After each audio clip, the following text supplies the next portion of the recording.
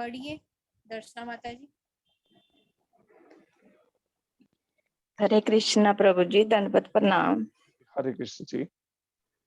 एवं परंपरा प्राप्तम इमं राज ऋषियो विदुः सकाले नेह मेहता जोगो निष्ठाः परन्तप। हरे कृष्णा। हरे कृष्ण। हरे कृष्णा प्रभु जी।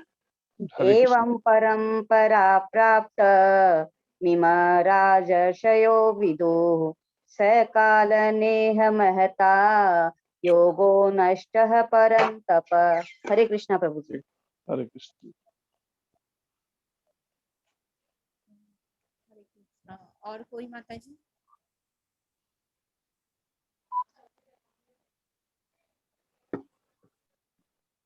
जी प्रभु जी।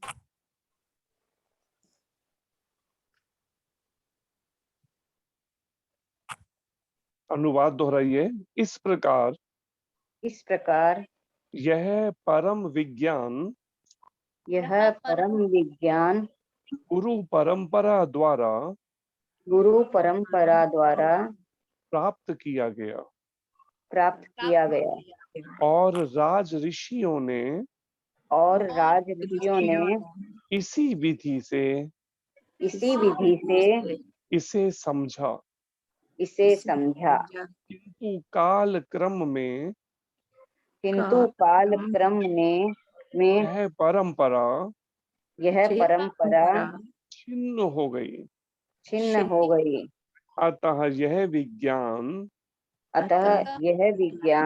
यथा रूप में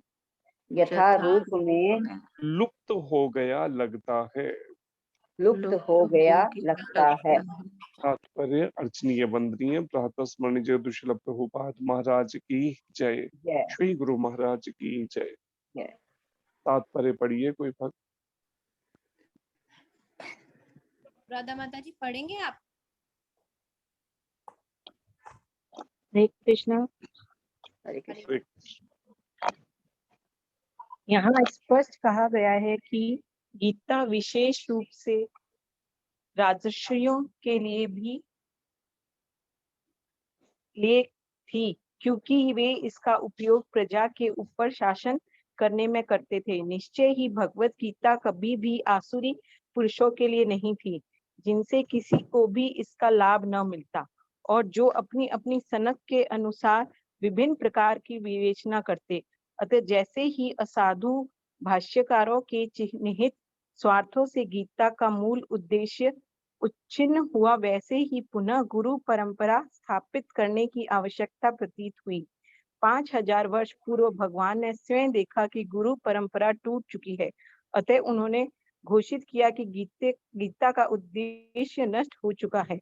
इसी प्रकार इस समय गीता के इतने संस्करण उपलब्ध है, विशेषतया अंग्रेजी में, कि उनमें से प्राय सभी प्रामाणिक गुरु परंपरा के अनुसार नहीं है। विभिन्न संसारी विद्वानों ने गीता की असंख्य टीकाएं की है, किंतु वे प्रायः सभी श्री कृष्ण को स्वीकार नहीं करते। यद्यपि वे कृष्ण के नाम पर अच्छा व्यापार चलाते हैं, यह आसुरी प्रवृत्ति है, क्योंकि असुर गण ईश्वर में विश्वास नहीं करते, वे केवल परमेश्वर के गुणों का लाभ उठाते हैं। अतएव अंग्रेजी में गीता के एक संस्करण की नितांत आवश्यकता थी, जो गुरु परंपरा से प्राप्त हो। प्रस्तुत प्रयास इसी आवश्यकता की पूर्ति के उद्देश्य से किया गया है। भगवत गीता यथारूप मानवता के लिए महान वरदान है, किंतु यदि इसे मानसिक चिंतन समझा जाए तो यह समय का अपव्यय होगा। हरे कृष्णा। हरे कृष्ण। तो ये है चौथे अध्याय का दूसरे श्लोक का अनुवाद और तात्पर्य, जिसमें भगवान श्री कृष्ण इस श्लोक के माध्यम से अर्जुन को और संसार के जीवों को शिक्षा दे रहे हैं। भगवान कृष्ण कहते हैं कि इस प्रकार यह परम विज्ञान, जैसे पहले भी बताया था, एक होता है ज्ञान, एक होता है विज्ञान। ज्ञान होता है जैसे किसी के बारे में जानकारी या ईश्वर के बारे में ही जानना, ईश्वर कौन है, कैसे हैं या उनसे।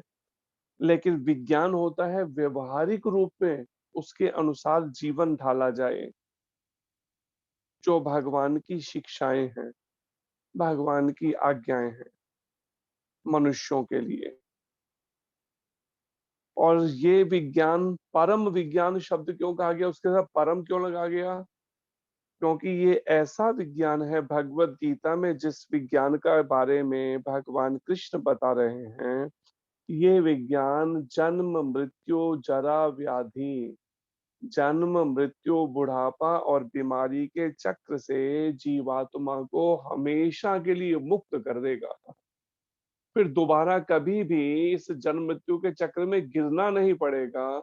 इसलिए भगवान कृष्ण यहाँ पर कहते हैं अर्जुन को, यह परम विज्ञान, और फिर गुरु परंपरा द्वारा प्राप्त किया गया। फिर भगवान कृष्ण कहते हैं ये ज्ञान कैसे हुआ? केवल वैदिक ग्रंथों को, शास्त्रों को, धार्मिक पुस्तकों को पढ़ने से प्रभुपाद जी कहते हैं किसी को भगवत साक्षात्कार, आत्म साक्षात्कार किसी को नहीं हुआ। केवल ग्रंथों को पढ़कर। जो लोग सोचते हैं कि गुरु की क्या आवश्यकता है, हमें मंत्र पता चल गया, हमें शास्त्र का पता चल गया, अपने आप से पढ़ के हम प्राप्ति कर लेंगे ना। लेकिन यहाँ पर भगवान कृष्ण कहते हैं नहीं, इस तरह से अपने प्रयासों से इसमें सफलता नहीं मिलती। इस परम विज्ञान को जानने, समझने में और उसके अनुसार जीवन ढालने में, जिसको एक आसान भाषा में गुरु महाराज कहते हैं, जैसे कपड़ों की धुलाई साबुन और पानी से होती है, या फिर हम शरीर के मैल जो है, हम शरीर पर मैल देखा, हमने साबुन पानी से धो दिया। लेकिन पीठ के मैल को कैसे धोएंगे, विचार कीजिए। वहां तक तो नजर भी नहीं जा रही, तो पीठ का मैल कैसे धोएंगे?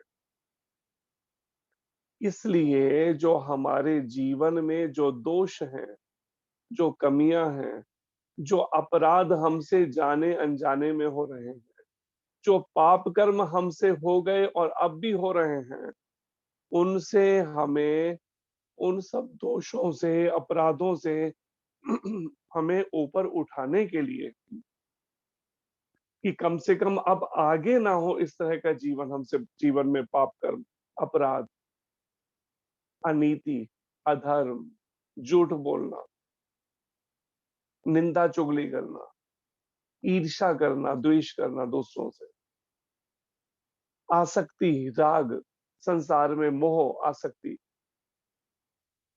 और काम वासना, इंद्रियों की तृप्ति, इंद्रियों का तर्पण करना, भोग विलासी जीवन, इस सब से ऊपर उठाने के लिए, इस तरह के इस भौतिकतावादी जीवन से, भोगमय जीवन से बाहर निकालकर हमें योगमय जीवन में अगर कोई स्थित कर सकता है तो वो कौन है? प्रमाणिक गुरु, गुरु परंपरा का, जिसका वर्णन यहाँ पर है कि अगर परम विज्ञान को हमारे वास्तव में जीवन में आचरण में लेना है समझकर, तो हमें गुरु परंपरा के माध्यम से इसको लेना पड़ेगा।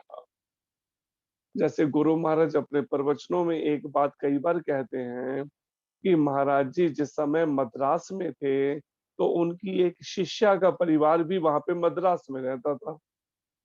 वो श्री राम फाइबर के अंदर जीएम थे, जनरल मैनेजर थे, बड़े एजुकेटेड थे, पढ़े लिखे। तो वो महाराज जी को लेकर गए वहां पर जब मद्रास में थे, कि एक भगवत गीता पर प्रवचन करते हैं बहुत अच्छे। तो महाराज ने कहा ठीक है, अच्छी बात है, चलो। तो जब महाराज भी गए तो क्या देखा, करीब 2000 लोग बैठे हैं प्रवचन सुनने भगवत गीता का, और पिन ड्रॉप साइलेंस है बिल्कुल ऐसे, मतलब एकाग्रचित होकर बैठे हैं सबके सब सुनने के लिए भगवत गीता के प्रवचनों को। मतलब एक पिन भी गिरे तो उसकी भी आवाज सुनाई दे जाए, इतना साइलेंस। और प्रवचन करने वाला इतना एक्सपर्ट, इतना प्रवचन ऐसा करना की शैली में कि कोई हिल नहीं सके बस। लेकिन बाद में उन्होंने जो महाराज जी को लेकर गए थे, उन्हें बताया कि ये जो प्रवचन कर रहे हैं, ये गीता के प्रवचन करने के बाद मांस भी खाते हैं और शराब भी पीते हैं। अब विचार कीजिए, ऐसे में जब हम गीता को प्रवचन करने का तो प्रैक्टिस कर ली, रट्टा लगा लिया कह लीजिए एक तरह से गीता को प्रवचन करने, लेकिन आचरण नहीं किया। क्योंकि गीता में कहीं भी भगवान नहीं कहते कि अर्जुन को कि मुझे मांस और शराब का भोग लगता है। भगवान तो कहते हैं गीता में पत्रम पुष्पम फलम तोयम यो में भक्त्या पृच्छति। केवल पत्तेदार सब्जियां, पुष्प, फल, जल या फिर दूध की बनी चीजें मुझे भोग लगाता है जो मैं उसे स्वीकार करता हूँ। तो भगवान ने मांस और शराब तो कहा नहीं, लेकिन वो क्या कर रहे हैं प्रवचन करने वाले, प्रवचन भी करते हैं गीता पे, हजारों लोग सुनते भी हैं और उसके बाद ये सब काम भी करते हैं खाना। इसलिए यहाँ पर जो वर्णन है गुरु परंपरा, तो गुरु परंपरा का मतलब है जो भगवान कृष्ण से चल रही गुरु परंपरा है, जिनमें इस तरह की कुरीतियां, दोष, कमियां ये सब नहीं होंगी। तो ऐसे में पर दुर्भाग्य से कलयुग ने अपने पांव तो पसारने ही है, तो वो प्रमाणित परंपराओं को भी छोड़ने वाला नहीं है आगे जाकर। थोड़ा सा ही समय है कि अभी तक कुछ प्रभाव से कुछ बचे हैं, कुछ धीरे धीरे प्रभाव में कलयुग ले रहा है गुरु परंपरा के किसी किसी को जो उतना शुद्ध नहीं है, प्योर नहीं है, और कैसे भी करके गुरु की गद्दी हथिया ली कह लीजिए चालाकी से, तो वो उस कलयुग के प्रभाव में कुछ कुछ आता जा रहा है। लेकिन जो वास्तव में शुद्ध भक्त हैं, जो वो उस कलयुग के प्रभाव से अपने को अलग रखे हुए। इसलिए भगवान कृष्ण जब इस कलयुग में 536 साल पहले होली के दिन जब प्रकट हुए, तो उन्होंने क्या भविष्यवाणी की चैतन्य महाप्रभु ने अपने जीवन में कि ये हरे कृष्ण आंदोलन या ये गुरु परंपरा जो है 10,000 साल अभी और चलेंगी अच्छे से, उसके बाद में फिर इसमें भी कहीं ना कहीं ये कलयुग अपना प्रभाव जमाने की कोशिश घुसने लगे। तो अभी तो शुरुआत कर रहा है कलयुग परंपराओं में उतरी, लेकिन तब पूरी तरह से फिर करने लगेगा, जिसमें 500 साल लगभग बीत चुके हैं, 9,500 साल केवल बाकी है। और समय कैसे बीत जाएगा पता भी नहीं चला। तो यहाँ पर भगवान कृष्ण कहते हैं कि जो गुरु परंपरा द्वारा प्राप्त किया गया परम विज्ञान, और राज ऋषियों ने इसी विधि से इसे समझा। अब राज ऋषि किसे कहते हैं? जो हैं तो राजा, लेकिन राजा होते हुए भी ऋषियों जैसा, तपस्वियों जैसा जीवन जीते हैं। विचार कीजिए पहले के राजा कैसे होते थे, ये बात भगवान कृष्ण बता रहे हैं। क्योंकि राजा का मतलब होता है भगवान का प्रतिनिधि, भगवान का रिप्रेजेंटेटिव। लेकिन अब क्या हो गया है, आज के राजा जो हैं वो भगवान के प्रतिनिधि की जगह कलयुग के प्रतिनिधि बने हुए हैं। शायद कोई और उतने पाप या अधर्म करता हो, अनीति करता हो, हिंसा जितने ये पॉलिटिकल लीडर्स करते हैं, राजनीति राजनीति करने वाले, ये सब राजा कह लीजिए या नेता कह लीजिए। तो गुरु महाराज से जुड़े एक है कोई भक्त, उसने पहले मायावाद में संन्यास ले रखा था, ईश्वर के रूप को नहीं माना। फिर महाराज ने समझाया तो फिर हरे कृष्ण मंत्र का जप भी करने लगा, लेकिन उससे भी पहले से भी थोड़ा सा पूरी तरह से खत्म नहीं किया, जुड़ा हुआ है। तो एक बार किसी एक पॉलिटिकल पार्टी का कोई प्रोग्राम हुआ, स्टेज पे इलेक्ट था, स्पीच थी कुछ, तो उसको बुलाया, उन्होंने कहा चलो हमारे फेवर में बोलेगा। तो उसने, वो तो बड़ा पक्का था, छठा होगा, तो स्टेज पे चढ़ के क्या कहता है पब्लिक के बीच में, उन लीडरों की तरफ इशारा करके, ये जो नेता है ना, ये नेता नहीं है, लेता है, सब कुछ लूट ले लेते हैं।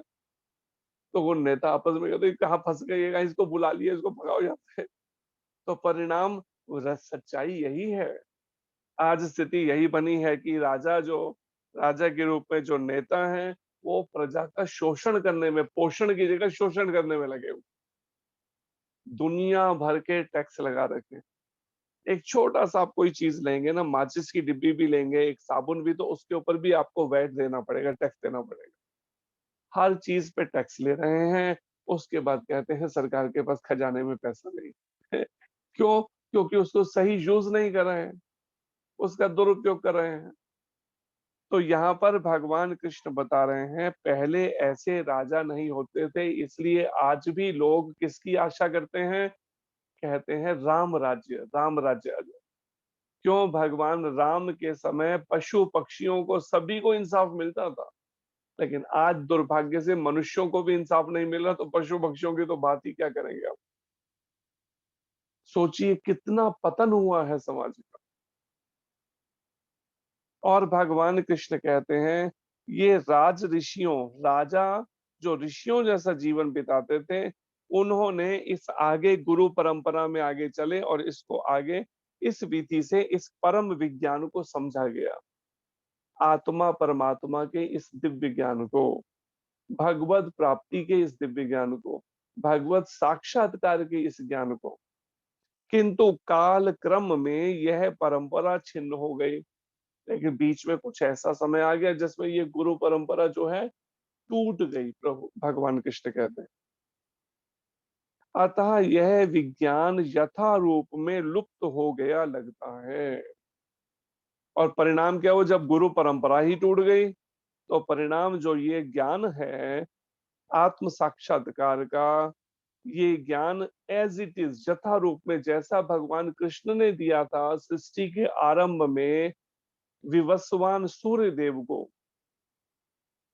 और फिर सूर्य देव ने अपने आगे दिया ये मनुष्य जाति के सबसे पहले राजा, राजा मनु को। राजा मनु ने अपने आगे ज्ञान दिया राजा इक्ष्वाकु को, लेकिन अब ये लुप्त हो गया लगता है, क्योंकि वो परंपरा आगे टूट गई। जैसे प्रभुपाद जी समझाते हुए कहते हैं यहाँ पर कि यहाँ स्पष्ट कहा गया है कि गीता विशेष रूप से राज ऋषियों के लिए थी।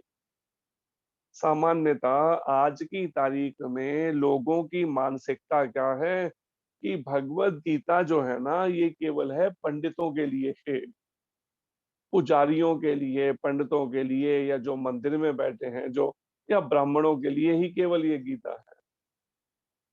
लेकिन राज कौन करते थे पहले भी? क्षत्रिय राज्य करने का काम जो है वो क्षत्रियों को दिया गया है। प्रशासन देखना, शासन सब व्यवस्था ठीक से चले, देश की शासन व्यवस्था, ये क्षत्रिय का काम है।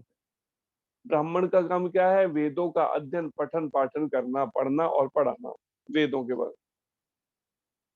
लेकिन हुआ क्या परिणाम? प्रभुपाद जी कहते हैं यहाँ पर इस श्लोक में आज के भगवान कृष्ण के द्वारा ये स्पष्ट बताया जा रहा है कि ये गीता विशेष रूप से राज ऋषियों के लिए, क्योंकि एक तरह से ये गीता क्या है?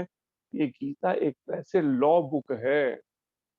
जैसे जो लोग लॉ करते हैं ना, एलएलबी करते हैं, वकालत करते हैं, तो वो संविधान की जो पुस्तक है भारत की, उसका पहले ठीक से पढ़ेंगे, उसको प्रोफेसर के थ्रू, उसके बाद फिर एग्जाम होते हैं उसपे।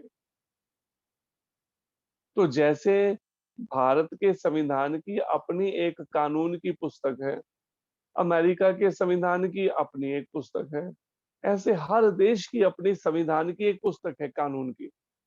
ऐसे ही राज ऋषि जो भगवान के एक तरह से प्रतिनिधि होते थे, उनके लिए भी कानून को जानने समझने के लिए एक कानून की पुस्तक है, उसका नाम है श्रीमद् भगवद गीता। लेकिन दुर्भाग्य से उस गीता को कानून की पुस्तक ना मानकर अपना ही एक मनगढ़ंत कानून की बातें करती कानून की पुस्तक में। और परिणाम, आज भारत में इतने सारे वो लचीलापन है उस कानून की पुस्तक में कि व्यक्ति मर्डर करने वाला भी, कत्ल करने वाला भी जेल से बाहर घूम रहा मजे से। ऐसे ऐसे तरीके हैं बचने के। तो ये तो है कानून की पुस्तक भारत की, ऐसी परिस्थिति है। आप देख सकते हैं दादा के समय केस शुरू हुआ था, पोता तक केस लड़ रहा है, हल फिर भी नहीं निकला। ये तो हालत हो चुकी है कोर्टों के अंदर। तो इसलिए यहाँ पर भगवान कृष्ण समझा रहे हैं और प्रभुपाद जी तात्पर्य में कि वास्तव में राज ऋषियों को किस तरह का प्रजा का पालन पोषण किस तरह से करना चाहिए, वो नियम कानून या निर्देश भगवत गीता के माध्यम से लेने चाहिए। इसलिए इसके महात्म्य में भी गीता के भगवान शंकर के अवतार शंकराचार्य जी ने यही बात को कहा है। जो महात्म्य है उसमें यही बात कह रहे हैं, एकम शास्त्रम देवकी पुत्र गीतम। केवल एक ही शास्त्र हो और वो एक ही ईश्वर, कौन? कृष्ण हो, देवकी पुत्र। सारे विश्व के लिए एक ही ईश्वर हो, श्री कृष्ण।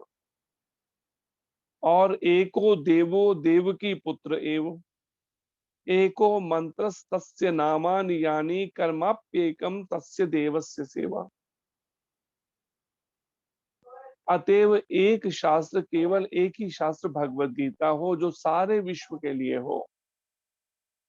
प्रभुपाद जी ने यही प्रयास किया।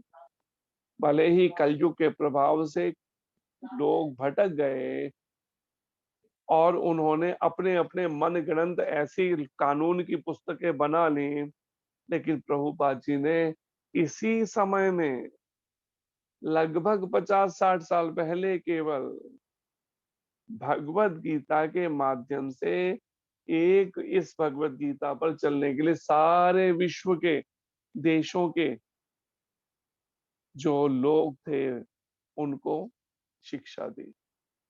और परिणाम आज भी पूरे विश्व में लाखों करोड़ों अंग्रेज और अलग अलग देशों के सब गीता को ही प्रमुख मानकर चल रहे हैं। और प्रभुपाद जी ने वो करके दिखाया व्यवहारिक रूप में, क्योंकि कलयुग का प्रभाव तो होगा लेकिन प्रयास किया है। और परिणाम, एको देवो देव की पुत्र एवं सारे विश्व के लिए एक ईश्वर हो श्री कृष्ण। एको मंत्रस्तस्य नामानि यानि, और एक मंत्र एक प्रार्थना हो उनके नाम का कीर्तन। क्या?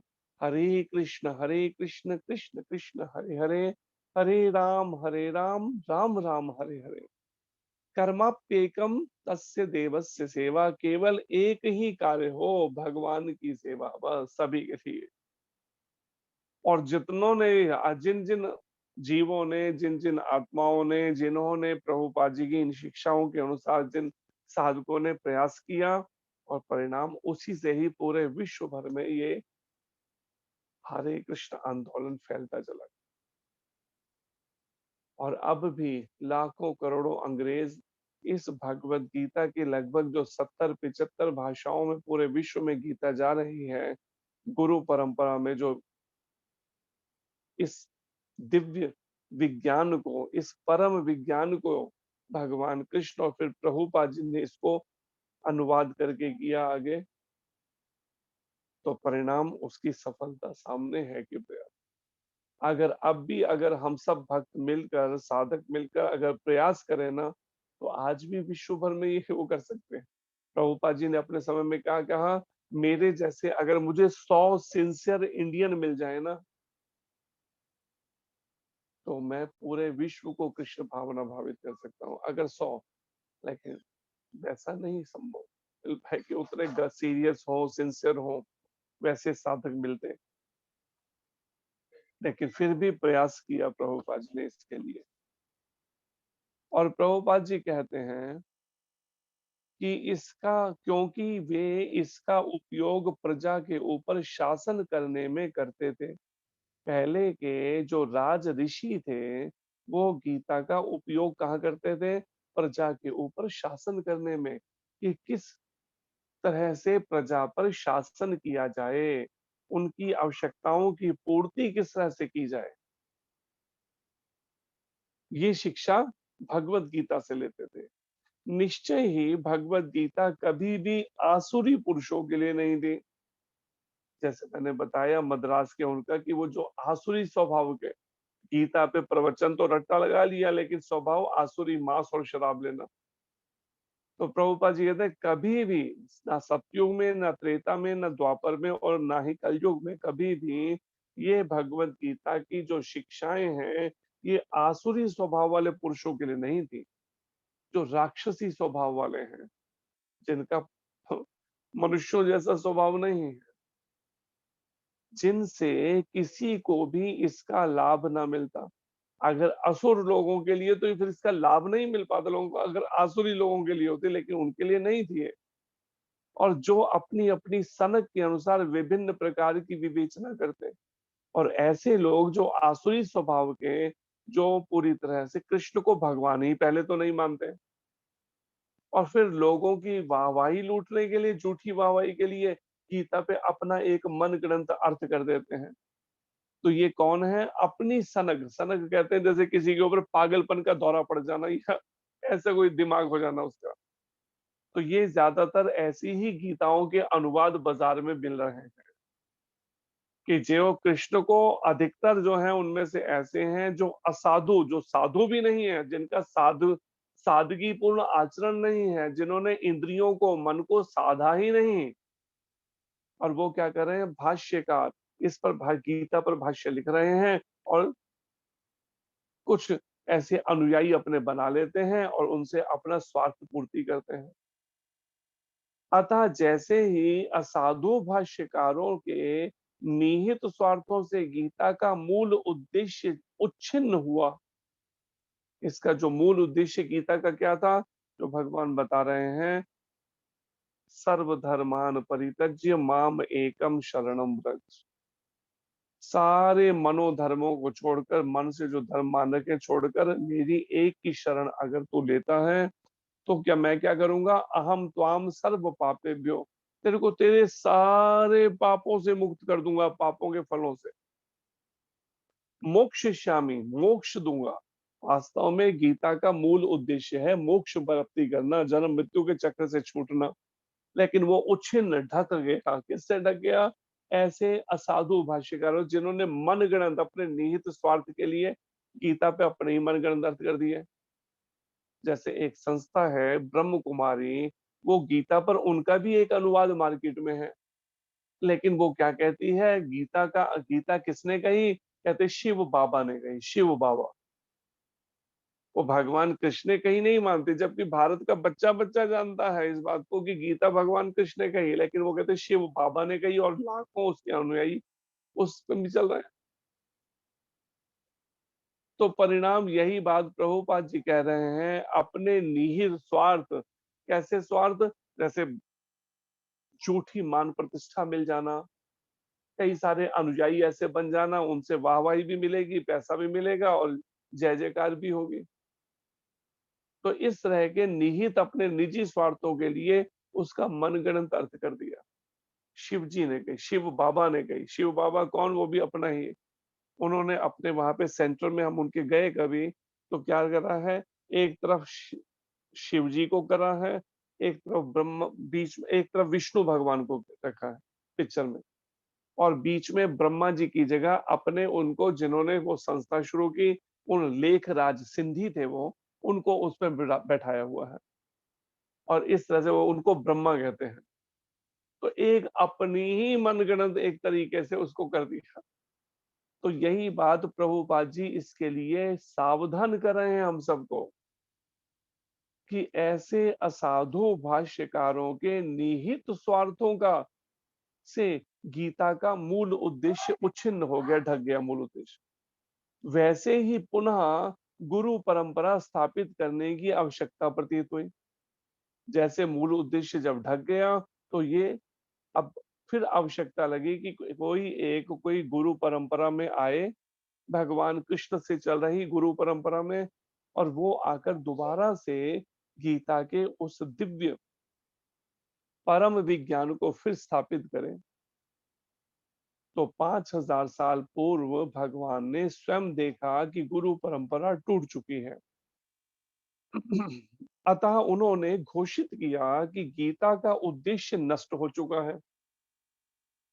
वास्तव में जो गीता का उद्देश्य है वो नष्ट हो चुका है। ये बात भगवान कृष्ण ने जब स्वयं देखी, जिस उद्देश्य से भगवान ने सूर्यदेव को दी थी ये गीता का ज्ञान दिया, फिर उन्होंने अपने आगे राजा मनु को, उन्होंने राजा इक्ष्वाकु को ऐसे दिया, वो उद्देश्य ही फिर दोनों लुप्त हो गया कि राजा को अपनी प्रजा की देखरेख ऐसे करनी चाहिए, पालन ऐसे करना चाहिए जिससे वो शिक्षा, संस्कृति और मोक्ष के पथ पर, आध्यात्मिक जीवन में आध्यात्मिक पथ पर उन्नति कर सके।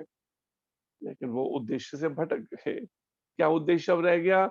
Eating, sleeping, mating and defending, खाना, सोना, विषय विकार भोगना और शरीर परिवार की चिंता, बस उद्देश्य से ही भटक गए। तो प्रभुपाद जी कहते हैं इसी प्रकार इस समय गीता के इतने संस्करण उपलब्ध हैं, विशेषतः अंग्रेजी में, खासकर अंग्रेजी में, और बहुत सारे ऐसे अनुवाद मार्केट में मिल रहे हैं कि उनमें से प्रायः सभी प्रमाणिक गुरु परंपरा के अनुसार नहीं है। जो भगवान कृष्ण से चली आ रही गुरु परंपरा, उसके अनुसार अर्थ नहीं किए गए, मनगढ़ंत अर्थ किए गए। इसलिए लोग उनको कभी पढ़ भी लेते हैं तो भी वो सही दिशा नहीं ले पा रहे, पूर्ण रूप से भटक रहे हैं। विभिन्न संसारी विद्वानों ने गीता की असंख्य टीकाएं की हैं, अनगिनत, गिनती नहीं। आज तक इतनी टीकाएं हो चुकी हैं संसारिक विद्वानों, भक्तों के द्वारा नहीं कहा जा रहा, इस भौतिक संसारी विद्वानों के द्वारा, जो इन्होंने संस्कृत और बड़ा सीख लिया तो विद्वानों ने टीकाएं अनुवाद किए, किंतु वे प्रायः सभी श्री कृष्ण को स्वीकार नहीं करते। लेकिन ज्यादातर अनुवाद करने वाले गीता के वो हैं जो भगवान कृष्ण को भगवान नहीं मानते, स्वीकार करते, यद्यपि वे कृष्ण के नाम पर अच्छा व्यापार चलाते हैं। देखो ना, कह रहे हैं शिव बाबा ने कही, लेकिन बिजनेस बढ़िया चला रहे हैं। वो भारत में और कुछ विदेशों में भी कोशिश कर रहे हैं, फैलते चले जा रहे हैं। किसके माध्यम से? गीता के माध्यम से। लेकिन कौन सी गीता? जो कृष्ण को नहीं मानना, शिव बाबा, अपना एक नाम दे दिया अलग से, जो कहीं गीता में नहीं लिखा शिव बाबा, या तो लिखा श्री भगवान उवाच या लिखा अर्जुन उवाच, शिव बाबा उवाच या फिर संजय उवाच, लेकिन शिव बाबा उवाच तो कहीं है ही नहीं ये शब्द, लेकिन अपनी तरफ से बदल दिया उसको। तो प्रभुपाद जी कहते हैं यह आसुरी प्रवृत्ति है, जो भगवान के कृष्ण को भगवान रूप में जो स्वीकार नहीं करना है और भगवान कृष्ण के उस दिव्य ज्ञान भगवत गीता की मनगढ़ंत अर्थ करना, ये राक्षसों वाली प्रवृत्ति है, राक्षसों वाला स्वभाव है ये। क्योंकि असुर गण ईश्वर में विश्वास नहीं करते, क्योंकि असुरों का, राक्षसों का स्वभाव होता है वो भगवान में, ईश्वर में विश्वास ही नहीं करते। जैसे आज कितने सारे नास्तिक देश हैं जो भगवान में नहीं मानते, वो तो सोचते हैं बस हम, अपनी बुद्धि ही हमारी बड़ी है, और परिणाम कैसी बड़ी है बुद्धि? एक दूसरे को मारने की बस तैयारी करते रहते हैं, परमाणु बम और यही सब बस। तो परिणाम ये आसुरी प्रवृत्ति है। वे केवल परमेश्वर के गुणों का लाभ उठाते हैं, भगवान के जो गुण है उसका लाभ उठाते हैं, लेकिन भगवान को भगवान नहीं मानना। अतएव अंग्रेजी में गीता के एक संस्करण की नितांत आवश्यकता थी। प्रभुपाद जी कहते बहुत जरूरी था एक ऐसा संस्करण हो जो परंपरा अथवा गुरु परंपरा से प्राप्त हो, जिसमें कोई भी तोड़ मरोड़, मिलावट और हेर फेर ना किया गया हो, जरा भी, एक भी शब्द का, अक्षर का।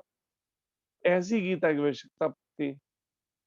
प्रस्तुत प्रयास इसी आवश्यकता की पूर्ति के उद्देश्य से, जो प्रभुपाद जी कहते मैंने ये प्रयास किया इसी उद्देश्य से किया है, जो गीता पर एक और अंग्रेजी में ट्रांसलेशन, अनुवाद लिखा, तात्पर्य लिखे।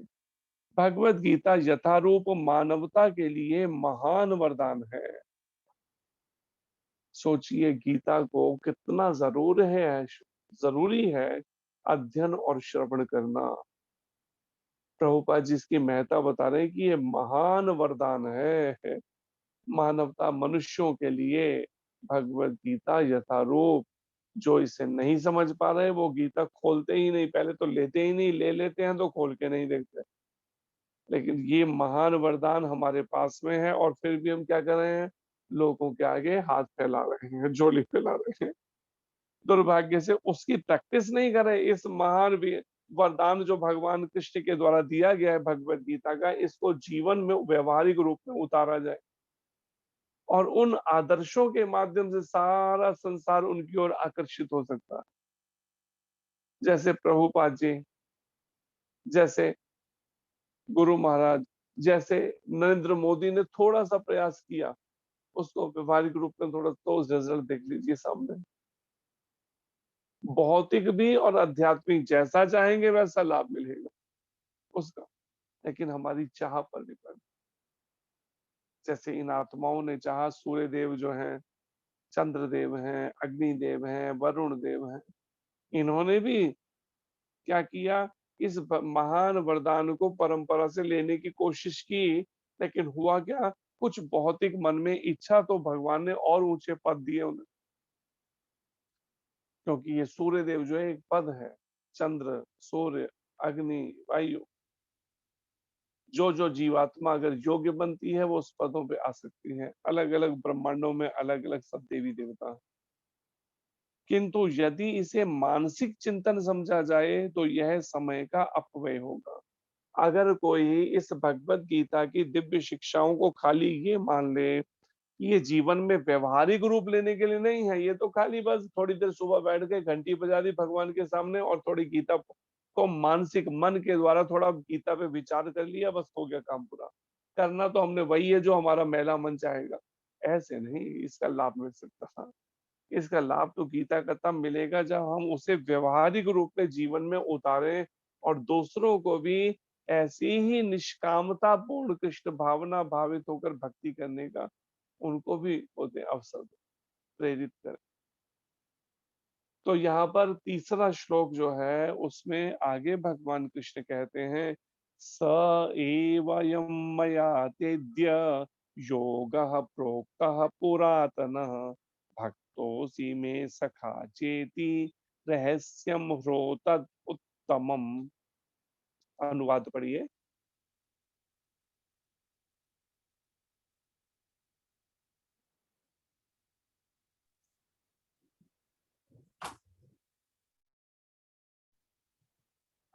हरे कृष्णा प्रभु जी। हरे आज कृष्ण। मेरे द्वारा वही यह प्राचीन योग यानी परमेश्वर के साथ अपने संबंध का विज्ञान तुमसे कहा जा रहा है, क्योंकि तुम मेरे भक्त तथा मित्र हो, अतः तुम इस विज्ञान के दिव्य रहस्य को समझ सकते हो। तो भगवान हरे कृष्ण कहते हैं आज मेरे द्वारा, कब, लगभग 5200 वर्ष पहले अर्जुन को कहते हैं, आज जब कुरुक्षेत्र की युद्ध भूमि में भगवान कृष्ण हैं, दोनों तरफ कौरव और पांडवों की दोनों की सेनाएं खड़ी हैं, आपस में लड़ने के लिए तैयार हैं, और भगवान कृष्ण ये ज्ञान किसी मंदिर में नहीं दे रहे ले जाकर, या हिमालय पे नहीं दे रहे। विचार कीजिए, जो लोग कहते हैं ना कि हाँ ये तो है पंडितों के लिए, या ये तो ज्ञान है केवल कोई भक्ति में लगा के वो उनके लिए है, हमें तो अभी नोट कमाने हैं, हमें तो अभी बिजनेस करना है, हमें तो अभी अपना शासन का ये सब देखना है या लेकिन यहाँ पर क्या कहा जा रहा है, भगवान कृष्ण कहते हैं आज मेरे द्वारा वही यह प्राचीन योग कहाँ पर दिया जा रहा है, महाभारत के उस युद्ध भूमि कुरुक्षेत्र में है। यानी परमेश्वर के साथ अपने संबंध का विज्ञान। ये प्राचीन योग क्या है, प्राचीन योग का मतलब नहीं है मैं केवल आंखें बंद करके बैठ जाना समाधि लगा के, सांसों को रोक लेना केवल। प्राचीन योग का अर्थ बताया है, प्राचीन योग यानी परम ईश्वर के साथ अपने संबंध का विज्ञान। कि परम ईश्वर से, परम ईश्वर कौन है, छोटे छोटे ईश्वर तो हम कई देवी देवताओं को कह देते हैं, लेकिन परम ईश्वर तो एक ही है और वो भगवान कृष्ण है। और उन परम ईश्वर भगवान कृष्ण के साथ अपने संबंध का विज्ञान, मेरा भगवान कृष्ण से क्या संबंध है, मेरा भगवान कृष्ण से क्या रिश्ता है, मुझे जानना है भगवान कृष्ण से अपने संबंध, अपने रिश्ते को। और वह सब अपने संबंध का विज्ञान तुमसे कहा जा रहा है। भगवान कृष्ण अर्जुन कहते तुमसे यही भी वो ज्ञान कहा जा रहा है कि संबंध क्या है परम ईश्वर के साथ हुआ, क्योंकि तुम मेरे भक्त तथा मित्र हो। लाखों करोड़ों अरबों लोग होंगे सोचिए संसार में, लेकिन भगवान ने क्या शब्द कहे अर्जुन को? क्योंकि तुम मेरे भक्त तथा मित्र हो, इसलिए मैं तुम्हें चुन रहा हूँ संसार के इन अरबों लोगों के अंदर से, क्योंकि तुम मेरे एक तो भक्त हो, दूसरे तुम मेरे मित्र हो। अर्थात कोई भी भगवान कृष्ण का भक्त और मित्र बनकर भगवान कृष्ण के इस दिव्य विज्ञान को अपने हृदय में उतार सकता है। तो यहाँ पर यही बात कही जा रही है। भगवान कृष्ण कहते हैं कि अतः तुम इस विज्ञान के दिव्य रहस्य को समझ सकते हो। अर्थात इस विज्ञान का जो दिव्य रहस्य है वो कौन समझ सकता है? भक्त हो जो भगवान कृष्ण का और मित्र हो। ये नहीं कि उनसे ईर्ष्या करता हो या भगवान के रूप को ना मानता हो, वो नहीं। भक्त तथा मित्र, तात्पर्य पढ़िए आप में से कोई भक्त। हरे कृष्णा प्रभु जी, दंडवत प्रणाम। पढ़िए। तात्पर्य व शीला प्रभुपाद जी की जय। मनुष्य की दो श्रेणियां हैं, भक्त तथा असुर। भगवान ने अर्जुन को इस विद्या का पात्र इसीलिए चुना क्योंकि वह उनका भक्त था, किंतु असुर के लिए इस परम गुह्य विद्या को समझ पाना संभव नहीं है। इस परम ज्ञान ग्रंथ के अनेक संस्करण उपलब्ध हैं। इनमें से कुछ भक्तों की टीकाएं हैं और कुछ असुरों की। जो टीकाएं भक्तों द्वारा की गई हैं वे वास्तविक हैं, किंतु जो असुरों द्वारा की गई हैं वे व्यर्थ हैं। अर्जुन श्री कृष्ण को भगवान के रूप में मानता है, अतः जो गीता भाष्य अर्जुन के पद चिन्हों का अनुसरण करते हुए किया गया है वह इस परम विद्या के पक्ष में वास्तविक सेवा है। किंतु असुर भगवान कृष्ण को उस रूप में नहीं मानते। वे कृष्ण के विषय में तरह तरह की मनगढ़ंत बातें करते हैं और वे कृष्ण के उपदेश मार्ग से सामान्य जनता को गुमराह करते रहते हैं। ऐसे कूमार्गों से बचने के लिए यह एक चेतावनी है। मनुष्य को चाहिए कि अर्जुन की परंपरा का अनुसरण करे और श्रीमद् भगवद गीता के इस परम विज्ञान से लाभान्वित हो। हरे कृष्णा प्रभु जी, थैंक यू। तो प्रभुपाद जी यहाँ पर कह रहे हैं कि मनुष्यों की दो श्रेणियां हैं, एक है भक्त, दूसरे हैं असुर। और वो सतयुग में भी ऐसा था, त्रेता में भी था, द्वापर में भी और कलयुग में भी है। हाँ, इतना जरूर है, सतयुग में भक्त ज्यादा थे, असुर कम थे। त्रेता में कुछ असुर और बढ़ गए, द्वापर में और कलयुग के अंदर असुर ज्यादा हो गए, भक्त थोड़े से ही रह गए। और गुरु महाराज जैसे कई बार कहते हैं, ये संसार शरीफ लोगों के रहने के लिए नहीं है, ये केवल गुंडे बदमाशों के लिए ही है। शरीफ लोगों को तो चाहिए कि वो भक्ति करके भगवान के धाम में लौट जाएं। अगर चलो येन केन प्रकारेण किसी हमारे से जाने जाने के किसी पाप कर्म के कारण से हमें इस मृत्यु लोक में गिरना हो गया, तो कम से कम अब तो गंभीरता से भक्ति करें, सिंसियरली। अब तो रिपीट ना करें वही सब भोगमय जीवन की आदतों को, कि अभी भी थोड़ा सा eat drink and B Mary, खाओ पियो और मजा कर लो। तो अगर ऐसा किया तो याद रखिए कल को यमदूतों के डंडे भी खाने पड़ेंगे। तो इसलिए यहाँ पर प्रभुपाद जी बता रहे हैं, जो दो श्रेणियां हैं भक्त तथा असुर, भगवान ने अर्जुन को इस विद्या का पात्र इसलिए चुना क्योंकि वह उनका भक्त था। अर्जुन को जो भगवान कृष्ण का भक्त था, भगवत गीता का दिव्य विद्या देने का अर्थ ही ये है कि गीता भक्तों के लिए है, राक्षसों के लिए, असुरों के लिए नहीं है। मांस, अंडा, शराब और बुरे कर्म करने वालों के लिए गीता नहीं है। किंतु असुर के लिए इस परम गुह्य विद्या को समझ पाना संभव नहीं है। असुर अगर समझना भी चाहेंगे ना, तो यह गीता को रट तो सकते हैं, थोड़ी देर के लिए रट्टा तो लगा सकते हैं, लेकिन इसमें जो गुह्य ज्ञान है ना, जो रहस्यमय, जो दिव्य रहस्य इसके हैं विद्या, वो उनके पल्ले नहीं पड़ेगा। जैसे कई बार कई ऐसे आसुरी स्वभाव के लोग कई बार संस्थाएं जैसे संस्थाओं में आ तो जाते हैं, लेकिन वो क्या करते हैं, संस्थाओं में आकर जब इस गुह्य विद्या को नहीं समझ पाते तो संस्था का प्रयोग किसमें करते हैं? पैसा इकट्ठा करने में, कमीशनों में, सैलरियों में और इन सब में लग जाते हैं ये आसुरी वृत्ति के लोग। इसलिए यहाँ पर प्रभुपाद जी कहते हैं आसुरी स्वभाव वालों को तो नहीं समझ आने वाला। ये दिव्य ज्ञान क्या, भक्ति का अर्थ ही है निष्काम सेवा, समर्पण और निष्काम सेवा। केवल आश्रम में आ जाना, कपड़े बदल लेना, तिलक लगा लेना, ये समर्पण नहीं है। समर्पण का मतलब है फिर केवल कृष्ण भावना भावित कर्म करेंगे, निष्काम भावना से, बदले में कुछ नहीं फिर लेंगे, 1 रुपया भी नहीं, किसी भी चीज की डिमांड नहीं। यानी कि हाँ पैसा नहीं चाहिए लेकिन आवश्यकताएं सारी चाहिए, पूरा एयर कंडीशन भी चाहिए, सब सुविधाएं, वो नहीं चलेगा। प्रभुपाद जी कहते थे मैंने ये आंदोलन शुरू किया त्याग और वैराग्य की भावना को फैलाने के लिए, क्योंकि त्याग और वैराग्य से ही आत्म साक्षात्कार के पथ पर कोई उन्नति कर सकता है। भोग विलासी जीवन से वो उन्नति नहीं होगी। जिसने जरा भी कष्ट सहन करना नहीं सीखा शरीर का, और आध्यात्मिक उन्नति कैसे करेगा भाई। प्रभुपाद जी कहते हैं यहाँ पर कि इस परम ज्ञान ग्रंथ के अनेक संस्करण उपलब्ध हैं। गीता पर अनेक अनुवाद मार्केट में है अवेलेबल। इनमें से कुछ भक्तों की टीकाएं हैं और कुछ असुरों की, दोनों चीजें हैं। भक्तों की भी टीकाएं हैं और जो भगवान के रूप को ही नहीं मानते, कृष्ण को ही नहीं मानते, उनकी भी गीता में अनुवाद उपलब्ध हैं जो असुरों की कही गई हैं, राक्षसों के स्वभाव के। जब भगवान को भगवान ही नहीं माना तो उनकी शिक्षाओं को क्या समझेंगे, विचार कीजिए, या क्या उसके ऊपर अनुवाद लिखेंगे, वो अर्थ करेंगे। तो वो क्या करते हैं, गीता भागवत के नाम पे प्रवचन तो करेंगे लेकिन उसे कहानियां ही सुनाते रहेंगे आगे पीछे की, ऐसी ही व्यर्थ की। गीता भागवत का पता ही नहीं चलेगा कैसे वर्णन। और लोग भी बेचारे, उनको मालूम नहीं, वो बंधे हुए सुनते हैं, उनको भी मनोरंजन देते हैं। वो कभी बीच में कुछ गा देंगे, कभी कुछ गा देंगे, उनको मनोरंजन अच्छा मिल जाता है।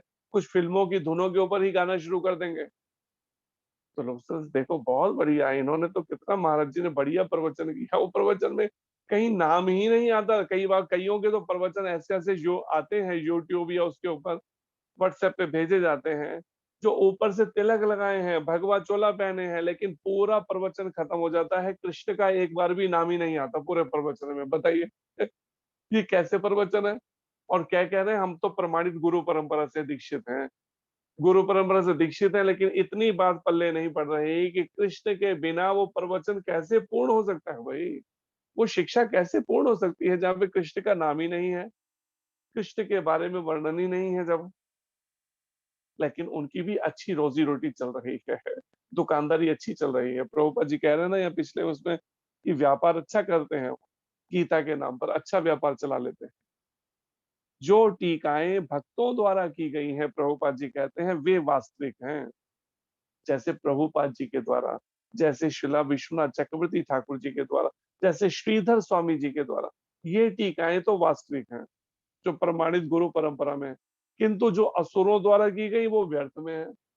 ऐसी की गई शिव बाबा ने कही, तो कभी कोई कहता है जी कि अपनी ही चिन्मय आनंदी करके एक है, उन्होंने उन्होंने चिन्मय चिन्मय मिशन बना रखा है, उन्होंने अपनी ही एक गीता कर रखी है जिसमें भगवान के रूप को ही नहीं मानना।